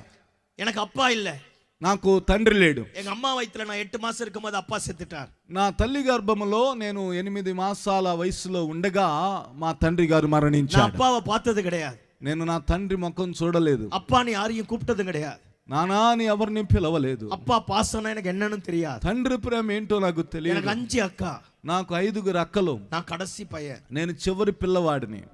பாருங்க, எங்க அம்மாக்கு கஷ்டப்பட்டு எங்களை வளர்த்தாங்க, మా తల్లి గారు నన్ను బాగా కష్టపడి నన్ను పెంచారు. ரட்சிக்கப்பட்டுட்டாங்க. రక్షించబడింది. ஒரு 5 வருஷம் முன்னாடி வரைக்கும் ఒక 5 సంవత్సరాలకు ముందు దాకా நான் எப்ப வீட்டுக்கு போனாலும் నేను ఎప్పుడు ఇంటికి వెళ్ళినా எங்க அம்மா நைட்டு முழுக்க தூங்க மாட்டாங்க. మా తల్లిగారు రాత్రంతా నిద్రపోదు. என் பக்கத்திலேயே உட்கார்ந்திருந்து, నా పక్కనే కూర్చొనుండి, நான் சென்னையில இருக்கிறேன், నేను చెన్నైలో ఉన్నా, எங்க అమ్మ கொஞ்சம் దూரத்துல இருக்காங்க, మా తల్లిగారు కొంచెం దూరంగా ఉండేది. நான் வீட்டுக்கு போனாலே నేను ఇంటికి వెళితే என் பக்கத்துல உட்கார்ந்து ஒரு கொசு எறும்பு கடிக்காம பாப்பாங்க. నా పక్కన ఉండి నా తల్లి ఒక చిన్న దోమ కూడా నా ఒంటి మీద వాలకుండా చూసుకునేది. రాత్రి நான் ஊழியம் செய்றேன், నేను సేవ நான் చేస్తాను, எல்லா இடத்துக்கு போறேன், నేను అన్ని స్థలాలకు వెళుతున్నా, எனக்கு కళ్యాణமாச்சு பிள்ளைங்க இருக்காங்க, నాకు పెళ్ళయింది, పిల్లలున్నారు. ஆனா எப்ப வீட்டுக்கு போனாலும் కానీ ఎప్పుడు ఇంటికి వెళితే எங்க அம்மா என் பக்கத்திலேயே உட்கார்ந்திருப்பாங்க. నా తల్లి నా పక్కనే కూర్చొని ఉండేది. பெட்ஷீட் காலை விட்டு விலகிடுச்சுனாலே பெட்ஷீட் போத்தி விடுவாங்க. బెడ్షీట్ నా కాలు నుండి కొంచెం బయటికి వస్తేనే, దూరంగా వస్తేనే వెంటనే బెడ్షీట్ కప్పేది. கரண்ட் ஆஃப் ஆயிட்டா உட்கார்ந்துட்டு விசிறிட்டு இருப்பாங்க. కరెంటు పోతే దగ్గర కూర్చొని విసురుతుండేది.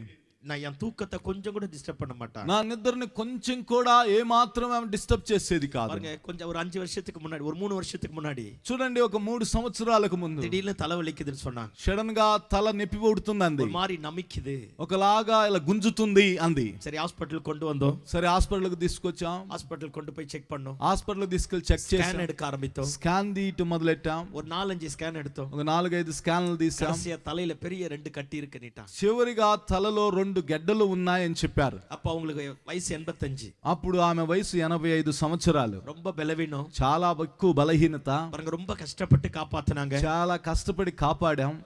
என்ன செய்யறதுனே தெரியல. ఏం చేయాలో తెలియలేదు. அந்த நியூரலஜிஸ்ட் வேற எங்க அம்மா முன்னாடியே உட்கார வச்சு சொல்லிட்டாரு, ఇమ్మీడియట్ ఆపరేషన్ பண்ணி ఆగணும். ఆ న్యూరాలజిస్ట్ డాక్టర్ ఏం చెప్పాడంటే మా తల్లి గారు ఎదురుగుండగాని చెప్పాడు, వెంటనే ఆపరేషన్ చేయాలి ఏమికన్నారు. ఆపరేషన్ பண்ண ఉడంబల బలనం கிடையாது. ఆపరేషన్ చేస్తే ఒంటిలో బలం లేదు, రక్తமும் கிடையாது, రక్తము లేదు. ఆపరేషన్ பண்ண ఉయిరోడు இருப்பாங்களான்னு தெரியாது. ఆపరేషన్ చేస్తే బ్రతికిద్దో లేదో తెలియదు.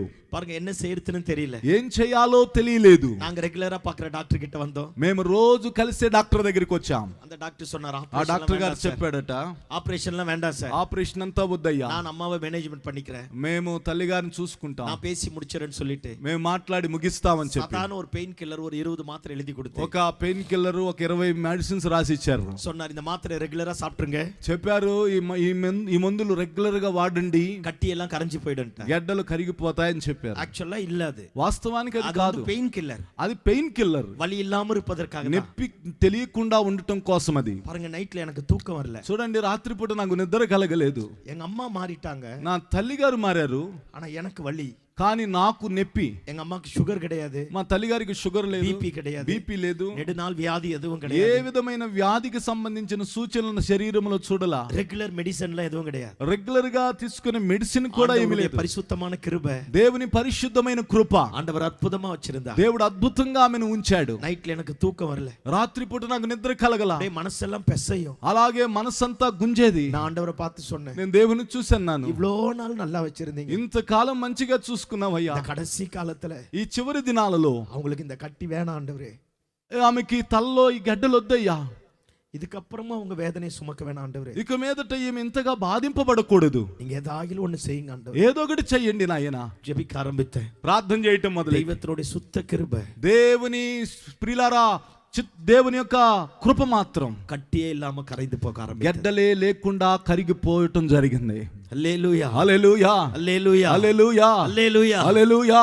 அதுக்காக எந்த மாத்திரை எடுக்கல, అందుకొరకు ఏ మందులు తీసుకోలేదు. 4 வருஷம் இருந்தான், ఇదిగో 4 సంవత్సరాలు బ్రతికింది. మూల పక్కతల కట్టి வந்துடுச்சுட்டாங்க, ఇదిగో బ్రెయిన్ పక్కనే గడ్డ కలిగిందని చెప్పారు. అయ్యా నా ఆరాధిக்கிற ఆండవర్, అయ్యా నేను ఆరాధించే దేవుడు నేற்றும் என்றும் என்றும் மாறாதவரா இருக்கு, నిన్న నేడు నిరంతరము ఎనటన్నిటికీ మారనివాడు. இந்த மாலை வேளையில ఈ రాత్రి వేళలో ఎత్తన బలవీనతోడ, ఇట్టి బలహీనతలతో, ప్రచనయోడ, ఎలాంటి సమస్యలతో, వేదనయోడ, ఎలాంటి వేదనలతో, ఎదుర్మறையான నిలమైகளோட, ఎలాంటి ఎదురు చూడని పరిస్థితుల నడుమ வந்திருந்தாலும் వచ్చినప్పటికీ உன் கண்ணீர் அவரை தொடட்டுமே, నీ కన్నీటిని ఆయన తాకనివ్వండి, జెబం அவரை தொடட்டுமே, నీ ప్రార్థన ఆయన తాకనివ్వండి, ఆరాధన அவரை தொடட்டுமே, నీ ఆరాధన ఆయన తాకనివ్వండి.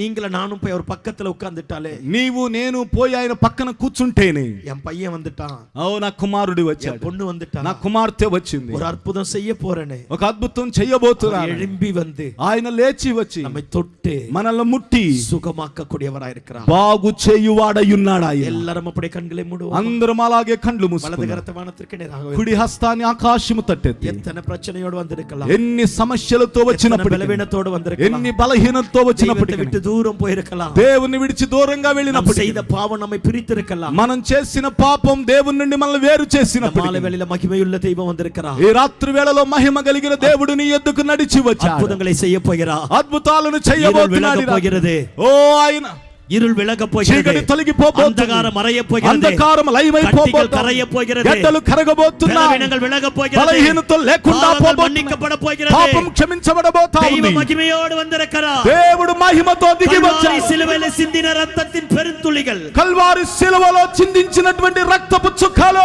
వలాగ ముழுவதும் தெளிக்கப்படுவதாக, ఈ ప్రాంగణమందంతటా ప్రజలను తాకునుగా, విడుదల కలుగు చేయునుగా, అద్భుతములు జరిగించునుగా, దైవమా உம்முடைய தொடுதல் உண்டாவதாக, మీ తాకిడి ఉండునుగా, எல்லா బలహీనతలు మరవதாக, ప్రతి బలహీనత లయమగునుగా, అద్భుతం நடப்பதாக, ఓ అద్భుతమును అనుభవించుదురుగా, కార్యங்கள் జయమాய் మారువதாக, కార్యములు జయముగా మారునుగాక, உம்முடைய பிள்ளைகள் சுகமாய் வாழ்வார்கள், మీ బిడ్డలు ఆరోగ్యవంతులుగా మారుదురుగా, பாவங்கள் మన్నించబడட்டும், పాపములు క్షమించబడునుగాక, விழுந்து போனவர்களை தூக்கி நிறுத்துவீராக, ఓ పడిపోయిన వారిని లేపి నిలవబెట్టుదురుగాక, புதிய అధ్యాయத்தை ఆరంభిப்பீராக, ఒక నూతన అధ్యాయం నీ బిడ్డల జీవితంలో ఆరంభమగునుగాక, பிள்ளைகளுக்கு ஒரு அற்புதம் நடைபெறுவதாக, నీ బిడ్డల జీవితంలో అద్భుతము జరుగునుగాక. రాజా அப்படியே விடுதலை தருகிறதற்காக நன்றி, మీరు అలాగునే విడుదలను ఇస్తున్నందుకు వందనాలు, சுகமாகிறதற்காக நன்றி, స్వస్థపరుస్తున్నందుకు వందనాలు, பாவங்கள் மன்னிக்க மன்னிக்கப்படுகிறதற்காக நன்றி. పాపాలు క్షమించబడుతున్నందుకు వందనాలు. அசுத்த கிரியைகள் விலகுவதற்காக நன்றி. అపవిత్రాత్మలు దూరం అవుతున్నందుకు వందనాలయ్యా. தேவனுடைய மகிமை வெளிரங்கமாவதாக. దేవా మీ మహిమ బహిరంగముగా ప్రజలు చూచుదురుగా. நீர் அப்படியே